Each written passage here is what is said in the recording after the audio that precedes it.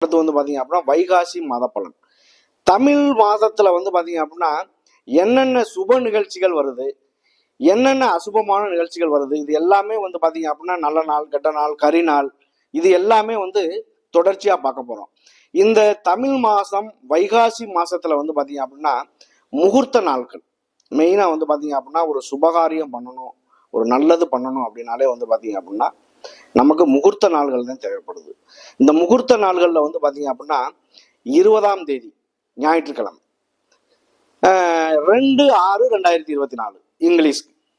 இதே வந்து பாத்தீங்க அப்படின்னா தமிழ்ல வந்து 20ஆம் தேதி, 27ஆம் தேதி, 28ஆம் தேதி, 30ஆம் தேதி, இந்த 4 முகூர்த்தங்கள் வந்து பாத்தீங்க அப்படின்னா நல்ல மெயினான முகூர்த்தமா இருக்கு. இந்த முகூர்த்தத்தை வந்து நல்ல ஒரு காரியத்துக்கு வந்து பாத்தீங்க அப்படின்னா பயன்படுத்துறது ரொம்ப ரொம்ப ஒரு சிறப்பான ஒரு விஷயம். இந்த வைகாசி மாசத்துல வந்து பாத்தீங்க அப்படின்னா மெயினா வந்து வைகாசி விசாகம் வருது. இந்த விசாக நட்சத்திரம்ங்கிறது வந்து பாத்தீங்க அப்படின்னா ஒரு ரொம்ப விசேஷமான, வைகாசி மாசத்திலேயே விசாகம் நட்சத்திரம்ங்கிறது வந்து பாத்தீங்க அப்படின்னா ரொம்ப விசேஷமான ஒண்ணு.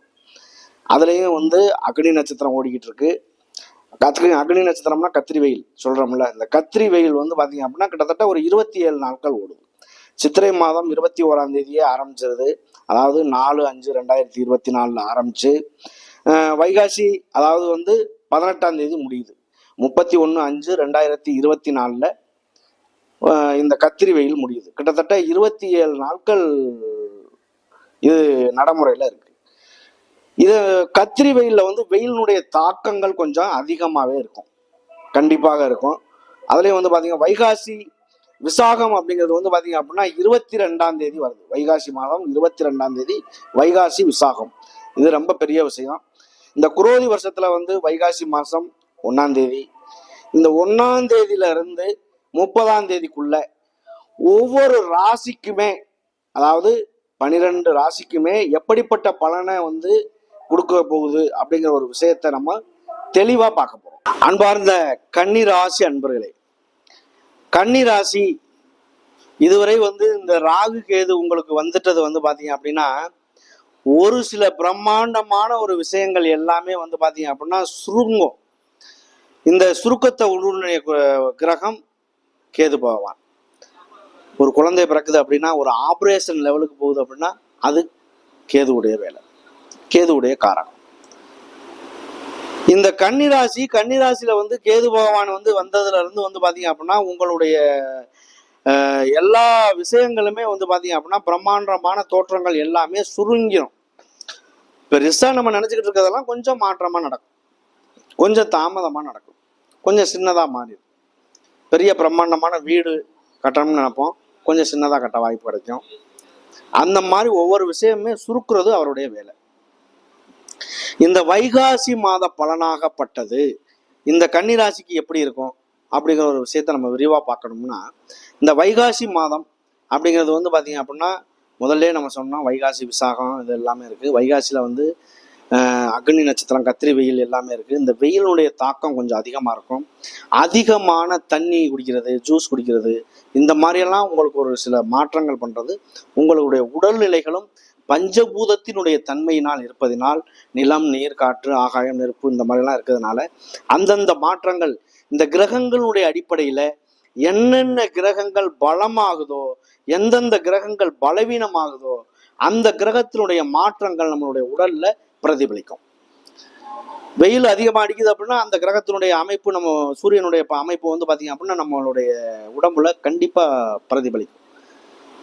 அதே இது மழை பெய்யுது அப்படின்னா அந்த கிரகத்தினுடைய ஆதிக்கம் நமக்கு வந்து பாத்தீங்க அப்படின்னா நம்மளுடைய உடல்ல பிரதிபலிக்கும். அப்ப இது எல்லாமே வந்து மாற்றங்கள் உருவாகிறதுக்கான காரணம் ஒரு இந்த 12 கட்டங்கள். 12 ராசிலையுமே வந்து பாத்தீங்க அப்படின்னா நம்ம சொல்லக்கூடிய ஒரு பலனாகப்பட்டது பொதுவான பலன் தான். பொதுவான பலனா இருந்தாலும் ஒரு அவரவருடைய கர்ம வினையை பொறுத்து, ஜாதகத்தினுடைய விதி ஜாதக அமைவை பொறுத்து, உங்களுடைய நடக்கக்கூடிய தசாபுத்தி காலங்களை பொறுத்து, நடக்கக்கூடிய கோச்சாரங்கள் கிரகங்களுடைய அமைவை பொறுத்து, இந்த சின்ன சின்ன கிரகங்களா இருந்தாலும் மாசத்துல பயணம் செய்யக்கூடிய கோள்கள் என்னென்ன, அதாவது சூரியன், புதன், சுக்கிரன், செவ்வாய் இதெல்லாம் வருது அப்படின்னா மாசத்துல, அதாவது வைகாசி மாசம்னா ஒரு மாசம் தான், இந்த ஒரு மாசத்துல என்ன பலனை கொடுக்கும் அப்படிங்கிறத தான் நம்ம விரிவா பார்க்குறோம். அப்போ அதாவது கிரகங்கள் பலமா இருக்கிறதும் பலவீனமா இருக்கிறதும் ஒரு வகையில நன்மையை தர்றதுக்கான வாய்ப்புகள் உண்டாகும், தீமையை தர்றதுக்கான வாய்ப்புகளும் அதுக்குள்ளதான் உண்டாகும். அப்ப உங்களுக்கு இந்த கேது உங்களுடைய ராசியை வந்து பாத்தீங்க அப்படின்னா இன்னைக்கு குரு பகவான் வந்து பாத்தீங்க அப்படின்னா சித்திரை மாசமே பெயர்ச்சி ஆயிட்டாரு. சித்திரையில வந்து உங்களுக்கு வந்து 4க்கும் 7க்கும் உள்ள அதிபதி குரு பகவான். அவர் அஷ்டமஸ்தான குருவா இருந்தார். நல்லா தெரிஞ்சுக்கோங்க, உங்களுக்கு 8ஆம் இடத்துல அஷ்டம குருவா இருந்து ஒரு சில தடை தாமதங்களையும் பண்ணார். குருவினுடைய வேலை வந்து பாத்தீங்க அப்படின்னா வளர்க்கறது தான் அவருடைய வேலை. அவர் இடம் எந்த இடத்துல இருக்கிறாரோ அந்த இடத்த அதுக்கு உண்டானதை வளர்ப்பார். நோயை வளர்க்குற இடத்துல இருந்தால் நோயை வளர்ப்பார். இதே நன்மையை தரக்கூடிய இடத்துல இருந்தால் பாக்கியஸ்தானத்துல இருந்தால் அந்த பாக்கியஸ்தானமான செயல்களை வளர்ப்பார். அப்போ உங்களுக்கு 8ஆம் இடத்துல இருந்த குரு பகவான் 9ஆம் இடமான பாக்கியஸ்தானத்துக்கு பெயர்ச்சி ஆகி அங்கிருந்து உங்களுடைய ராசியை 5ஆம் பார்வையா பார்க்குறாரு. இதை விட வேற என்னங்க வேணும்? இந்த கன்னி ராசியில இதுவரைக்கும் பட்ட கஷ்டங்களுக்கெல்லாம் ஒரு பலன் அப்படின்னா இந்த குருவினுடைய பார்வை. இந்த குரு பார்த்தால் கோடி நன்மை சொல்றோம்ல. குரு பகவான் இருக்கக்கூடிய ஜென்ம குருவா இருக்கக்கூடிய இடத்தை விட அவருடைய பார்வை என்பது ஒரு தோஷமான இடமா இருந்தாலும் அந்த இடத்தை அவருடைய பார்வை படும் பொழுது அதை சுபமாக மாற்றக்கூடிய தன்மை குரு பகவானுக்கு உண்டு. அப்ப குருவாகப்பட்டவர் வந்து இந்த கன்னிராசியை பார்க்கும் பொழுது கன்னிராசிக்கு உள்ள ஒரு விமோச்சனமே கிடைச்ச மாதிரிதான். இது வரைக்கும் தடை தாமதங்கள் இல்லை இருந்து வந்த கன்னிராசி நேயர்கள் இனிமேலு ஒரு நல்ல சூழ்நிலைகளை சந்திக்க போறீங்க. ஒரு பிரம்மாண்டமான சூழ்நிலைகள், பண வரவு செலவுகள், அதாவது உங்களுடைய ராசியை பார்க்குறாரு, உங்களுடைய 3ஆம் இடமான சகோதர ஸ்தானம், முயற்சி ஸ்தானம், இதெல்லாமே பார்க்குறாரு. முயற்சி ஸ்தானத்தை பார்க்கும் பொழுது இதுவரை உங்கள்கிட்ட இல்லாத ஒரு முயற்சிகள், புது முயற்சிகள், இதெல்லாம் கூட நடக்கிறதுக்கான வாய்ப்புகள் உண்டாகும். அப்போ உங்களை பொறுத்தளவுக்கு இந்த ஒரு விஷயங்கள் எல்லாமே நல்லதா மாறுறதுக்கான வாய்ப்பு உண்டாகும். சகோதர ஸ்தானம், சகோதரி ஸ்தானம், அக்கா, தங்கச்சி, அண்ணன், தம்பி, இந்த மாதிரி உறவுகள்ல இருந்து வந்த விரிசல்கள் எல்லாமே உங்களுக்கு ஓரளவுக்கு கைகூடி வரும். அது இல்லாம அவங்க மூலியமா கிடைக்கக்கூடிய ஒரு பண வரவு செலவுகளா இருக்கட்டும், பேச்சு, ஒரு சந்தோஷமான பேச்சா இருக்கட்டும், குடும்ப ஒற்றுமையை நிலவரதா இருக்கட்டும், வெளியில போகிறது வர்றதா இருக்கட்டும், எல்லாமே வந்து பாருங்க பிரம்மாண்டமா இருக்கும். அது நல்லதாகவும் இருக்கும். அடுத்து வந்து உங்களுடைய 5ஆம் இடம். இது ரொம்ப பெரிய விஷயம். உங்களுடைய ஸ்தானம் கன்னிராசி, அடுத்து வந்து பார்த்தீங்க அப்படின்னா உங்களுடைய 3ஆம் இடமான விருச்சக ராசி, உங்களுடைய 5ஆம் இடமான மகர ராசி, இதெல்லாம் பார்க்கும் பொழுது 5ஆம் இடத்தை பார்க்கும் பொழுது பூர்வ புண்ணிய ஸ்தானம். 5 என்பது ஆழ்மன எண்ணங்கள், காதல் திருமணங்கள், காதல் எண்ணங்கள் நிறைவேறும். அது இல்லாம காதல் திருமணங்கள் கண்டிப்பாக உங்களுக்கு கை கொடுக்கும். காதல்ல இது வரைக்கும் வந்து நமக்கு கல்யாணம் நடக்கும். காதல் என்பது வந்து அது வந்து ஒரு தவறான ஒரு விஷயம் கிடையாது. இருந்தாலும் அவரவருடைய நிலையை பொறுத்து. எல்லாரையும் நல்லதுன்னு சொல்ல முடியுமா? எல்லாத்தையும் கெட்டதுன்னு சொல்ல முடியாது. அப்ப அவரவருடைய நிலையை பொறுத்து திருமணம் ஆகாத நபர்களுக்கு கண்டிப்பாக திருமணம் நடக்கும்.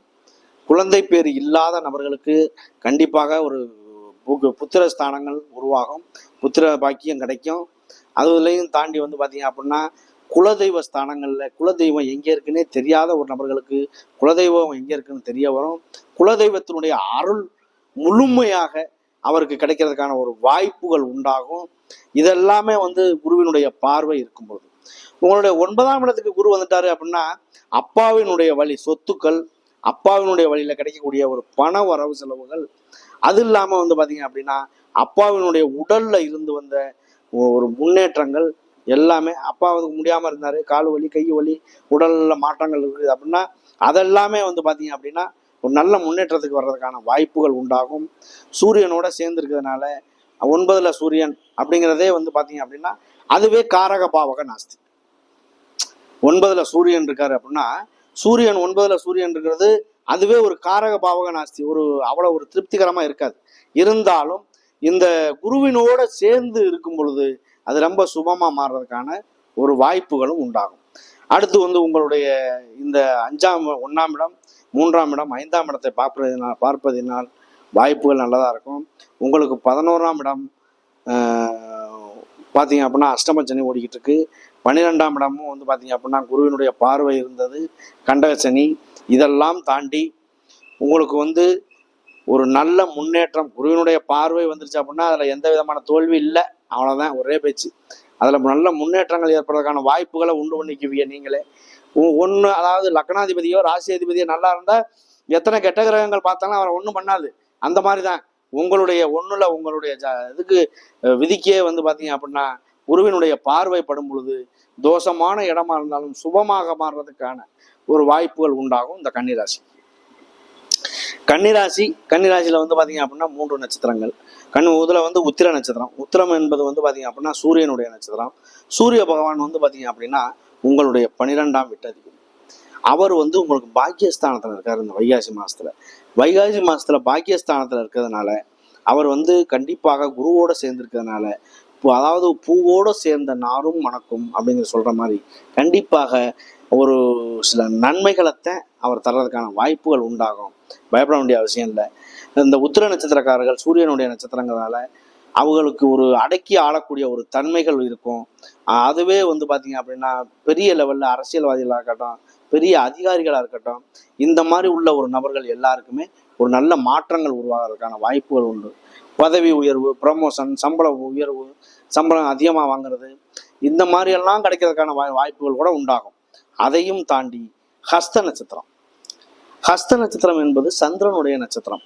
அதாவது வந்து பார்த்தீங்கன்னா ரோஹிணி, ஹஸ்தம், திருவோணம் 3மே வந்து சந்திரனுடைய நட்சத்திரம். இந்த ஹஸ்த நட்சத்திரக்காரர்கள் வந்து பார்த்தீங்க அப்படின்னா எப்பவுமே வந்து ஒரு நல்ல மாற்றத்தை தரக்கூடிய ஒரு கிரகம் சந்திரனாகப்பட்டவர் வந்து ஹஸ்த நட்சத்திரத்தில் இருக்காரு அப்படின்னா அவங்களுடைய நிலையாகப்பட்டது வந்து பார்த்தீங்க அப்படின்னா நல்ல மாற்றங்கள் உருவாகும்.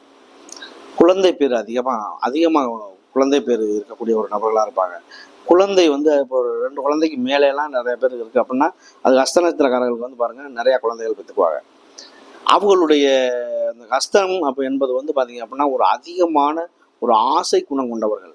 பணத்துலையும் சரி, வெளிப்பயணங்கள், பங்களாக ஒரு பெரிய வீடு கட்டுறது, ஒரு வண்டி வாகனம் வாங்குறது, கார் வாங்குறது, அதுக்கு தகுந்த வாழ்க்கை வாழ்றது, சுகபோகமான ஒரு வாழ்க்கை, நடிப்பு, திறமை, நாடகம், கலைத்துறைகள், இது எல்லாமே வந்து பாருங்க இந்த சந்திரனுடைய ஆதிக்கம் அதிகமாக இருக்கும். அப்போ இந்த ஹஸ்த நட்சத்திரத்தை பொறுத்தளவுக்கு வந்து பார்த்தீங்க அப்படின்னா உங்களுக்கு இந்த குருவினுடைய பார்வை இருக்கும் பொழுது உங்களுடைய மாற்றங்கள் வந்து இதுவரைக்கும் இல்லாத ஒரு மாற்றத்தை கூட சந்திக்கக்கூடிய ஒரு சூழ்நிலைகள் அமையும் இந்த ஹஸ்த நட்சத்திரத்துக்கு. இந்த வைகாசி மாச பலன். அடுத்து வந்து பார்த்தீங்க அப்படின்னா இந்த சித்திரை நட்சத்திரம் செவ்வாயுடைய நட்சத்திரம். இந்த செவ்வாயுடைய நட்சத்திரம் 2 பாதங்கள் மட்டும் இந்த கன்னிராசியில் வரும். இந்த கன்னிராசியில் வந்து செவ்வாயுடைய நட்சத்திரங்கள் எல்லாமே பாருங்க, அதாவது மிருகசீரிசம், சித்திரை, அவிட்டம் 3மே வந்து இதில் பாதி அதில் பாதி 2 நட்சத்திரங்கள் தான் வரும். அப்போ அந்த 2 நட்சத்திரங்கள், இந்த சித்திரை நட்சத்திரம் என்பது கன்னிராசிலே இருந்தாலும் அவங்கள்ட்ட பாருங்க, அவங்கள்ட்ட ஒரு இனம் புரியாத ஒரு முரட்டு குணங்கள் இருக்கும். அந்த குணத்தை கூட வந்து பார்த்தீங்க அப்படின்னா இந்த குருவான பார்வைப்படும் பொழுது அந்த ஒரு தோஷமான இடமா இருக்கட்டும், முரட்டுத்தனமான குணமா இருக்கட்டும், எல்லாத்தையுமே வந்து ஒரு நன்மையாக, அதாவது ஒரு குணமாக மாற்றக்கூடிய தன்மை குரு பகவானுக்கு உண்டு. அப்போ இந்த வைகாசி மாசத்துல வந்து பார்த்தீங்க அப்படின்னா உங்களுக்கு 9ஆம் இடத்துல குரு பகவான் இருந்து உங்களுடைய ராசியை பார்ப்பதினால் இந்த 3 நட்சத்திரங்கள் எதுவாக இருந்தாலும், அதாவது உத்திரம், ஹஸ்தம், சித்திரை 3 நட்சத்திரங்களுக்குமே வந்து இந்த குருவினுடைய பார்வை என்பது ரொம்ப சுபத்துவமாக உள்ளது. இந்த சுபத்துவம் என்பது 1 வருட காலங்கள் அவங்களுக்கு உண்டு. இதுல மாசத்துல பயணம் செய்யக்கூடிய கிரகங்கள் என்ன நன்மையை தரும் அப்படிங்கிறதுல இந்த வைகாசி மாதத்துக்கு உண்டான பலனை நம்ம கன்னிராசிக்கு நம்ம சொல்லியிருக்கோம். இதுல வந்து கிடைக்கக்கூடிய வாய்ப்புகள் சின்னதா இருக்கட்டும் பெருசா இருக்கட்டும், அதை கரெக்டா பயன்படுத்தும் போது உங்களுக்கு நன்மைகள் உண்டாகும். நன்றி, வணக்கம்.